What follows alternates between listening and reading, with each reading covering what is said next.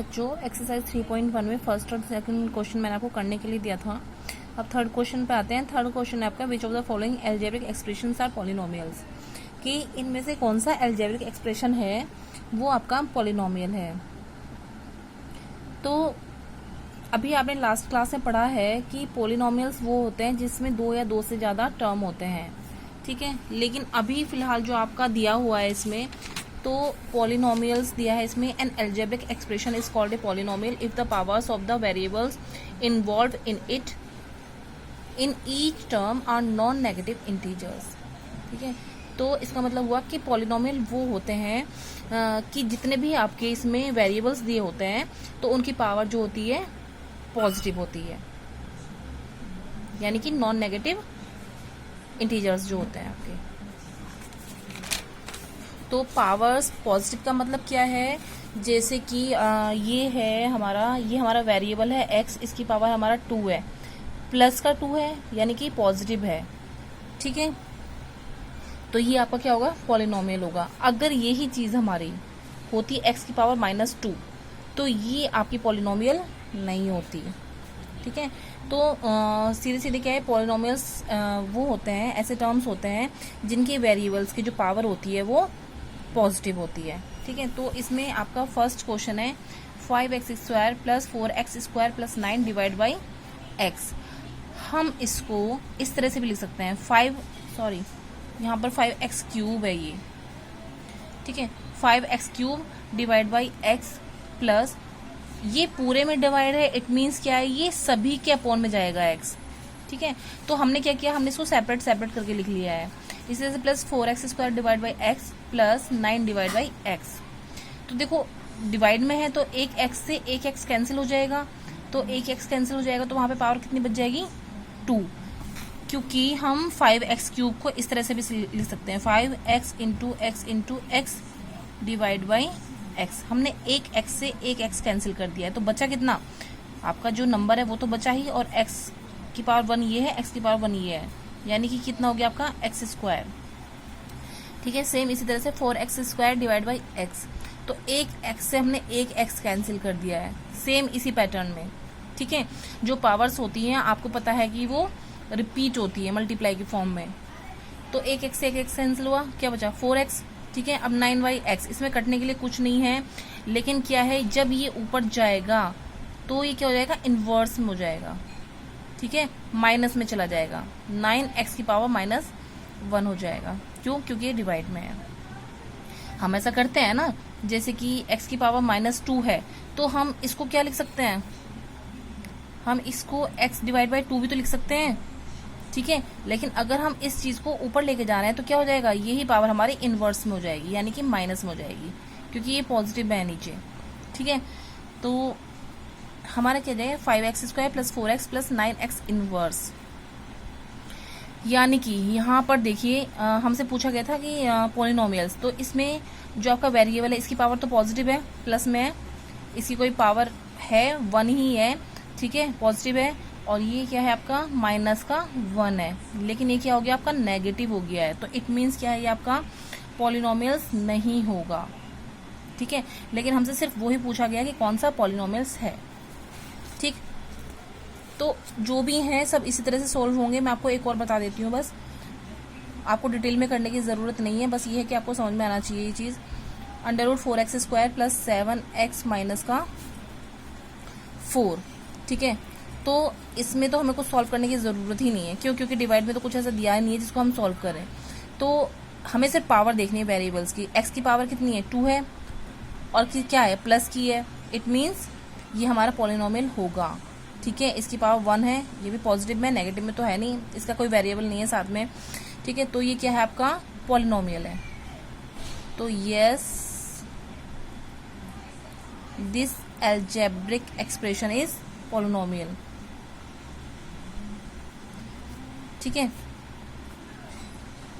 एक और देख लीजिए, C 4/3x² + 5/9, तो इसमें भी कुछ नहीं है, इसमें नीचे वेरिएबल तो है ही नहीं जो हमें सॉल्व करने होंगे, ठीक है।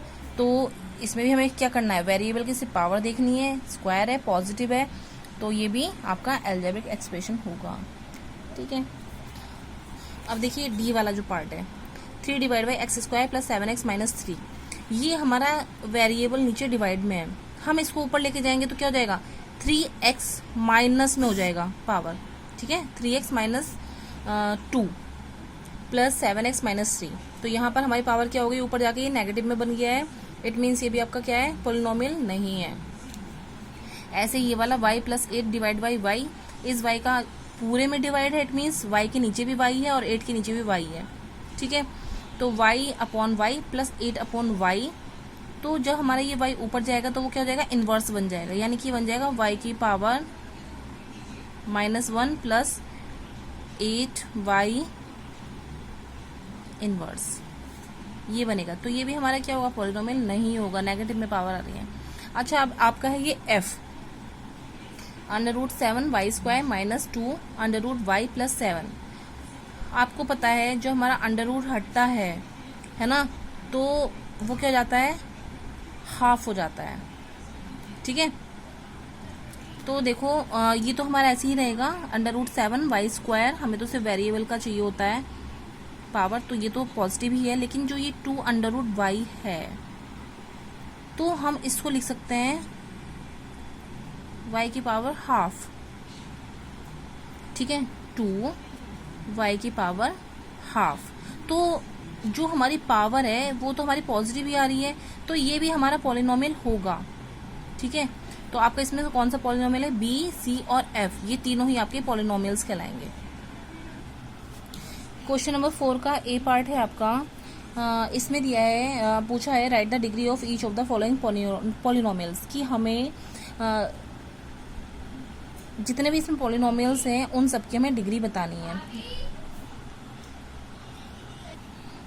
ठीक है, तो जो डिग्री होती है वो क्या होती है हमारी, जो हमारी ये पावर्स होती है, ठीक है, वो डिग्री कहलाती है। लेकिन पूरे अलजेब्रिक एक्सप्रेशन में हर टर्म में हमें देखनी होती है कि किसमें पावर हाईएस्ट है। ठीक है, x में कोई पावर नहीं है, x² में, ये हमारा सेकंड टर्म है, तो 5x² में कितनी पावर है, यहाँ पर 2 है। ठीक है, 5x की पावर 7 में हमारी कितनी पावर है, यहाँ पर 7 है, तो जो इसमें हाईएस्ट पावर है वो हमारी है 7, यानी कि हाईएस्ट पावर ही हमारी क्या होगी, डिग्री। ठीक, इसी तरह से हमारा जो बी पार्ट है वो है x² y³ प्लस 6x की पावर 4 प्लस 9। अब देखिए हमारे इसमें कितने हैं, 2 वेरिएबल दिए हैं, x और y। ठीक है, और पावर भी हमारी क्या है, x के साथ भी पावर 2 है और y के साथ भी पावर 3 है। तो हमें क्या करना होता है, हमें ये, क्योंकि एक ही टर्म है तो दोनों को प्लस करना होता है, दोनों की पावर क्या करनी होती है, प्लस करनी होती है। 2 + 3 कितना होता है हमारा, 5 होता है। इसमें पावर कितनी है, 4 है। ठीक है, तो देखो फर्स्ट टर्म में, सेकंड टर्म में पावर किसकी हाईएस्ट है, वो है आपकी x² y³ की। ठीक है, तो ये ही हमारी क्या हो जाएगी, डिग्री हो जाएगी। तो आगे भी आपको इसी तरह से करने हैं, सिंपल है ये, और लास्ट क्लास में मैंने आपको समझाया था डिग्री क्या होती है।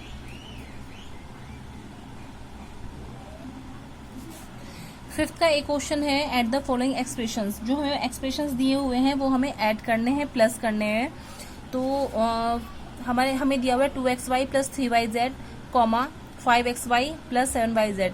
आपको पहले तो यही पहचानना है कि जहां पर कोमा है इट मीन्स ये सेपरेट हो रहे हैं। ठीक है, ये एक्सप्रेशन क्या है, सेपरेट हो रहे हैं, ये एक एक्सप्रेशन है और ये दूसरा एक्सप्रेशन है। हमें इन दोनों को आपस में प्लस करना है। ठीक है, तो प्लस करने के देखो आपके 2 तरीके हैं, या तो आप डायरेक्टली यहीं पर प्लस कर लो, जैसे कि क्या हुआ है 2xy plus 3yz plus 5xy plus 7yz।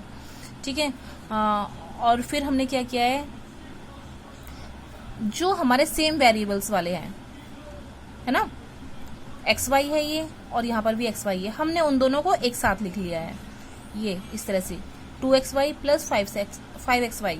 ठीक है, फिर है आपका 3yz, ये भी हमारे वेरिएबल सेम है, yz है, और इसमें भी हमारा एक टर्म दिया है yz। ठीक है, तो हमने इन दोनों को भी एक साथ लिख लिया है। तो अब देखना ये प्लस करना इजी हो जाएगा। आपको पता है कि नंबर और नंबर एक साथ प्लस होते हैं, और जो हमारे वेरिएबल होते हैं वो एक साथ प्लस होते हैं।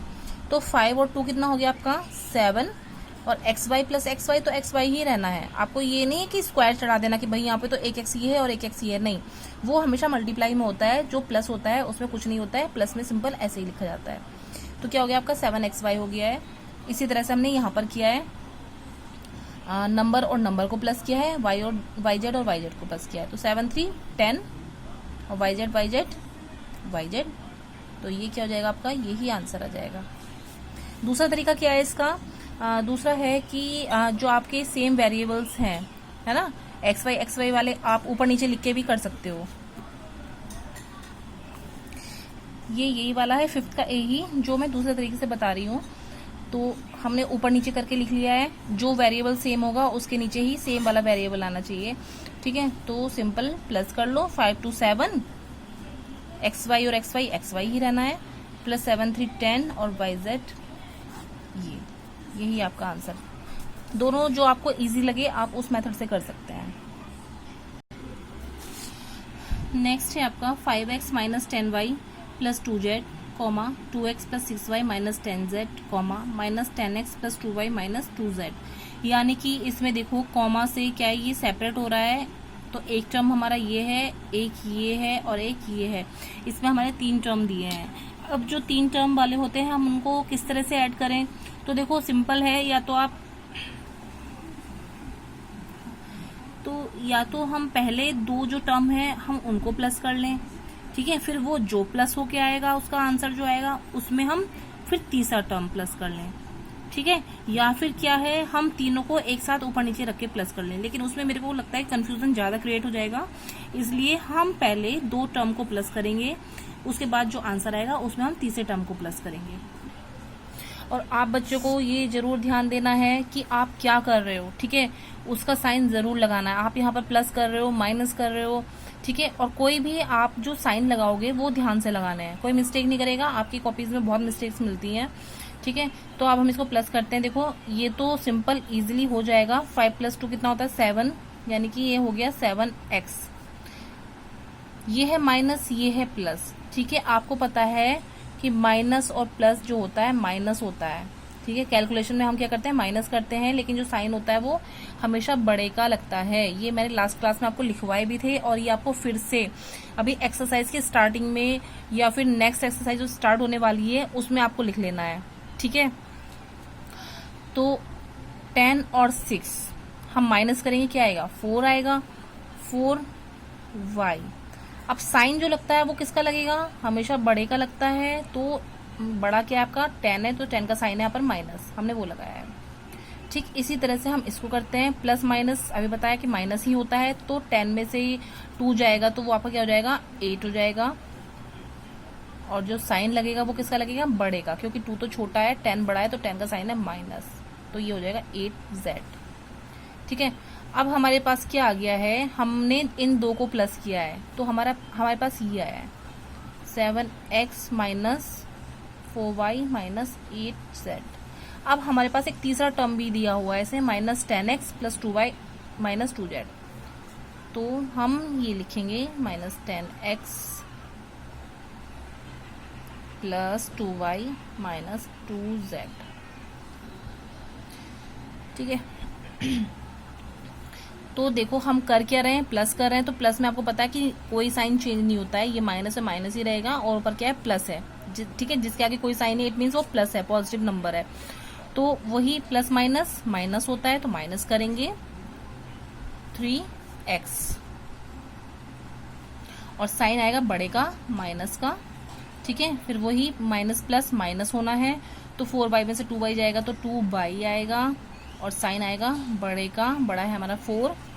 माइनस माइनस क्या होता है आपका, माइनस और माइनस होता है प्लस, ठीक है। तो 8z और 2z क्या हो जाएगा, प्लस हो जाएंगे आपस में, कितना हो जाएगा ये 10z हो जाएगा, और साइन तो पता ही है बड़े का आएगा तो माइनस का, ठीक है। तो ये आएगा हमारा फाइनल आंसर। तो इसी तरह से इसका सी पार्ट भी है, डी पार्ट भी है, और ये मैंने आपको सॉल्यूशंस भेज दिए हैं, और आपको ये बस इसी तरह से समझने हैं, ठीक है। पैटर्न सबका सेम है, बस आपको प्लस माइनस की जो आप कैलकुलेशन करोगे उसमें ध्यान रखना है। नेक्स्ट क्वेश्चन है आपका सब्ट्रैक्ट, यानी कि हमें सब्ट्रैक्ट करना है देखिए दिया है 6a² minus 7b² plus 10c² from 10a² minus 5b² plus 6c²। आपको पता है हमें हमेशा किस में से सब्ट्रैक्ट करना होता है किस में से माइनस करना होता है, जो हमारा फ्रॉम वाला नंबर होता है, यानी कि इससे फ्रॉम वाले नंबर से हमें ये नंबर माइनस करना है। ठीक है, तो मैं देखो डायरेक्टली करके दिखा रही हूँ आपको, सिर्फ एक करके दिखा रही हूँ। इसमें हमने जो फ्रॉम वाला नंबर है वो ऊपर रखा है, और जो नंबर हमें माइनस करना है वो नंबर आएगा आपका नीचे। ठीक है, 6a² minus 7b² plus 10c²। हमें क्या करना है, सब्ट्रैक्ट करना है। ठीक है, ये हमें सब्ट्रैक्ट करना है। तो मैंने भी आपको बताया था कि प्लस करने पे कोई साइन चेंज नहीं होता, लेकिन जब हम सब्ट्रैक्ट करते हैं तो हमारे सब्ट्रैक्ट करने पे जो नीचे के साइन होते हैं सब चेंज हो जाते हैं। ठीक है, यहाँ पे हम सब्ट्रैक्ट कर रहे हैं तो ये क्या आपका पॉजिटिव है, ये माइनस हो जाएगा, ये माइनस है ये प्लस हो जाएगा, ये प्लस है तो ये माइनस हो जाएगा। अब देखो हम करेंगे इसको सब्ट्रैक्ट, ये पॉजिटिव है और ये नेगेटिव है, तो प्लस माइनस माइनस। ठीक है, तो साइन माइनस होगा कितना आएगा, ये आपका 4a² आएगा, और साइन आएगा बड़े का, यानी कि प्लस 10 है तो ये प्लस 10, चाहे आप साइन लगाओ आगे है तो चाहे ना लगाओ। ठीक है, अब हमें क्या करना है, अब ये वाले जो हमारे साइन थे हमें इन पर फोकस नहीं करना है, हमारे साइन क्या चेंज हो चुके हैं, तो हमें इन पे ध्यान देना है। जो हम कैलकुलेशन करेंगे वो हम इनके बेस पे करेंगे। ठीक है, हम इनको इग्नोर करेंगे। अब जो इनके नीचे साइन हमने लगाए हैं दूसरे चेंज वाले, हमें उन पे ध्यान देना है। तो माइनस और प्लस, प्लस माइनस भी क्या होता है आपका, माइनस होता है। तो देखो 7b² से 5b² आपका जब माइनस होगा तो क्या आएगा, 2b², और साइन बढ़ेगा। अब बड़ा क्या है इसमें, 5 है कि 7 है, तो 7 है, 7 का साइन क्या हो गया था, वो हमारा प्लस का हो गया, तो प्लस का आएगा। ठीक है, इसी तरह से प्लस माइनस माइनस, तो वही कितना आएगा, 10 में 6 के आपका 4 आया है, 4c², और साइन आएगा किसका, बड़े का, तो माइनस का। ये आपका आंसर आएगा इसका। ठीक है, बस कुछ नहीं है, अलजेब्रिक एक्सप्रेशन बहुत इजी होती है, बस उसमें आपको जो कैलकुलेशन होती है प्लस माइनस वाली, उस पे ज्यादा ध्यान देना होता है। ठीक है, नेक्स्ट इसका जो BCDEF है वो सेम इसी तरह से फ्रॉम वाला नंबर पहले और बाकी का जो नंबर है वो नीचे लिखा जाता है। ठीक है।